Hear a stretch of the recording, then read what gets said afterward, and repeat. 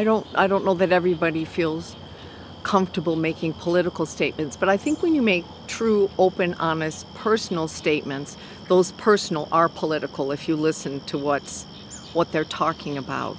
Um, so I think you just have to be honest. And I know, I mean, a lot of people are doing music for a living, so they're doing it to be marketable. So they're not necessarily being honest with their own feelings. They're saying what they think will be appealing and what will sell. Um, and I'm not going to judge them for doing that. That's how they're trying to make a living. That's fine.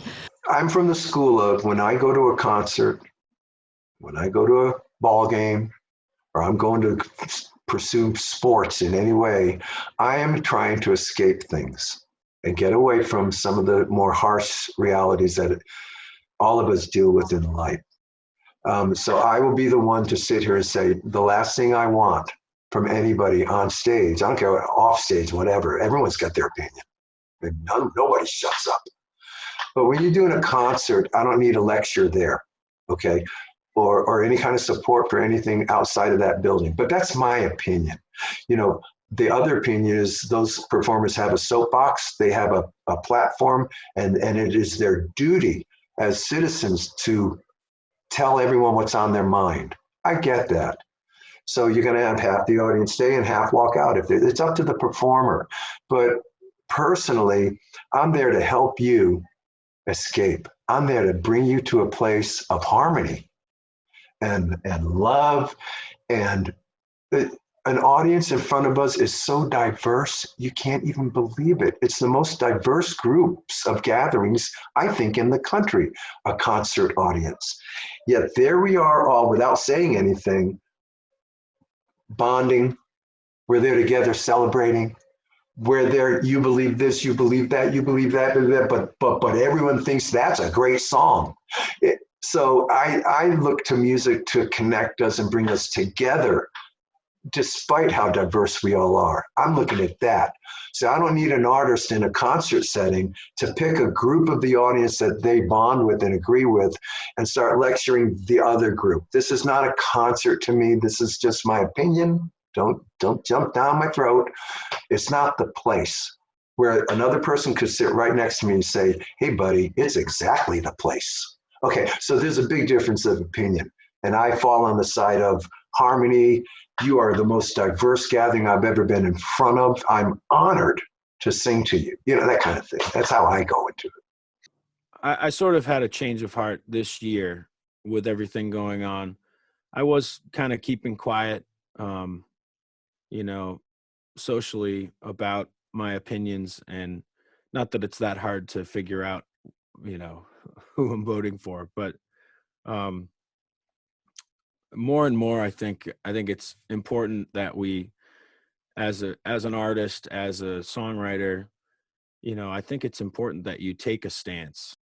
I think people will recognize that authenticity when you're talking from that stance. And if you lose fans, if people say that, oh, well, you shouldn't talk about politics because you're going to alienate half your people, and I just don't think that's true. I think if anything, you weed out the people that shouldn't be a part of your team, and the people that back you will be even stronger, because they recognize the same things in you, that they do in themselves. So I think that's important as an artist. I'll play one that I was just inspired to write, just to give people a sense. So I went to a Black Lives Matter event in South Royalton, and it was the summer, and it was a beautiful day, and even under the most perfect conditions, we were asked at one point to lay down, face down, put our hands behind our back and maintain that position. And it was really uncomfortable. And it was very powerful. And I was thinking, my God, if I just couldn't even imagine what it was like for, and not just George Floyd, but now we know more and more people who, for whatever reason, have had that experience with police and other people besides police. It was just very, very powerful. But as people got up after those minutes of being down, I also felt a power in the group And so I was inspired to write this song. And it's called We Lay Low. We lay low. We lay low. Seeds of righteousness we sow when we lay low. We rise high. We rise high. Hear our voices fill the sky. We rise high. We build anew. Feel the power when we build anew. This is our hour, a world of freedom for me and you. We will build anew. We lay low. We lay low. Seeds of righteousness we sow when we lay low. So that's I was trying to capture that feeling and also hoping that there would be a song. I imagined it a song that people could sing at a protest or a rally, that everyone could come together and sing a song like that. Yeah. When my son heard it, he said, oh, that's one of those old civil rights songs. And I said, that's what it's supposed to sound like, but that's not old. That's Mama's song that she just wrote this summer. So, yeah. And then we had an idea, It's Never Too Late, to combine that with another earlier song. So we have a combination that we worked on of Phil Oakes, There But For Fortune, and then it transitions into We Lay Low. So it's kind of cool to take an old song that I think he would call it a social justice song combined with a modern social justice song. So anyway, yeah, I was very moved by not just my experience there, but everything that people are doing to try to raise more awareness. It needs music to go with it. Like sports people, various athletes, where I think it's incredibly patronizing when people say, shut up and dribble. You know, like, just keep your mouth shut. We're just here to see you as entertainment. But they're people, and they have a platform, and they've earned it. People are looking up to them. For whatever reason, they're looking up to them. So if they want to express their opinion, I think they should express their opinion. I know recently, I love Dolly Parton. And recently she made, I don't know if you heard the comment, but they were saying, you know, what do you think about Black Lives Matter? And she said, of course Black Lives Matter. Do you think it's just our little white asses that matter? Something like that. And some of her fan base were incensed, of course, because they're not supportive of the Black Lives Matter. But Dolly, pretty straightforward woman, so I was glad that she said that. But it'll cost her some fans. But again, somebody like Dolly, I don't think she's a very smart businesswoman, but I think she has so much integrity that her business concerns are not overshadowed by her political views. Like Ford Daly asked me to come to his class. He's teaching a class on Dolly Parton. He says, she really has some feminist songs. And I thought, oh, let me dig around a little bit. I don't know if they're feminist, but I mean, she did a song back in the 60s that what was it called? Home from Dover, I think that was the name of it. And it's about a girl who gets pregnant, a young woman who gets pregnant, and then she has a stillborn child, and the guy never comes back. And it's not political, but it makes a statement about women's vulnerability. First concert that I ever did with Harry and Pete Seeger, I have a picture on the wall back in the hall here, was 1970s something. And it was a benefit, I think, for World Hunger Year. And it was Pete, myself, and Harry. We did a kids show in the afternoon and then an evening show, the three of us on stage together. But before the show, or in between the two shows, there was a young, it was at high school, and the high school had sent this kid for their newsletter to interview Pete Seeger and Harry. But they asked Pete Seeger this question: Mr. Seeger, you spent your whole life doing benefit concerts and working toward causes. Has it ever worked? Has it ever helped? And Pete says, I don't know. But I do know I've met the good people, people with live hearts, live minds, and live eyes. I heard that and I said, you know, you assume it will, that it'll help, and the reason you do it is because it's something you believe in.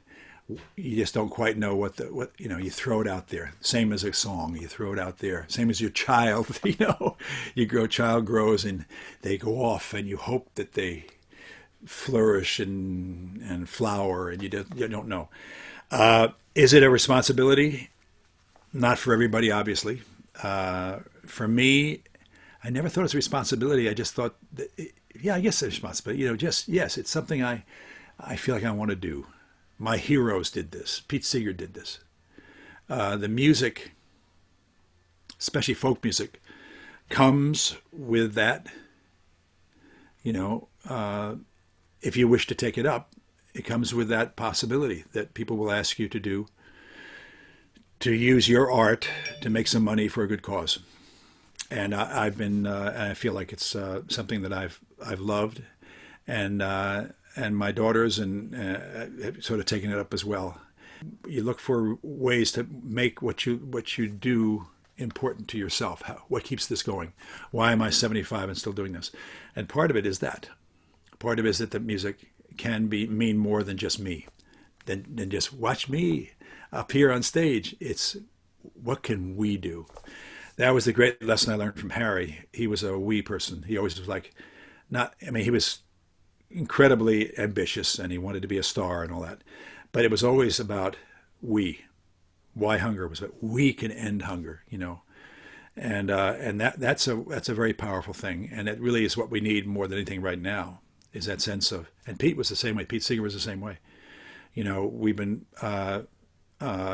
cursed with an administration and especially a personality and president who's about me, anything for me, and that's been rolling around the zeitgeist for 4 years, and it's really tiresome and really dangerous, and so I feel like it's time for not me but we, because me is in there, it's you, me, us. Let's do this together. I think it's important that we all, as songwriters, keep that going. We shouldn't be afraid to say what's on our minds and to connect with people that way. I think it's hard to get people to tell you that you changed their mind, but I find it in myself. The people that I look up to, when they take a stance on something, generally, yes, it's already something that I would agree or disagree, in their favor, but it invigorates me. And I think a lot of people get inspired by artists to go out and actually make a difference and volunteer to do something, whether it's political, working on some kind of campaign, or if it's something locally, a food shelter, or some kind of charity work. I think that's a huge part of being an artist, is having that voice and inspiring people to get out and help each other. That's a big thing. We lay low. We lay low. Seeds of righteousness we sow when we lay low. We rise high. We rise high. Hear our voices fill the sky. We rise high. We build anew. Feel the power when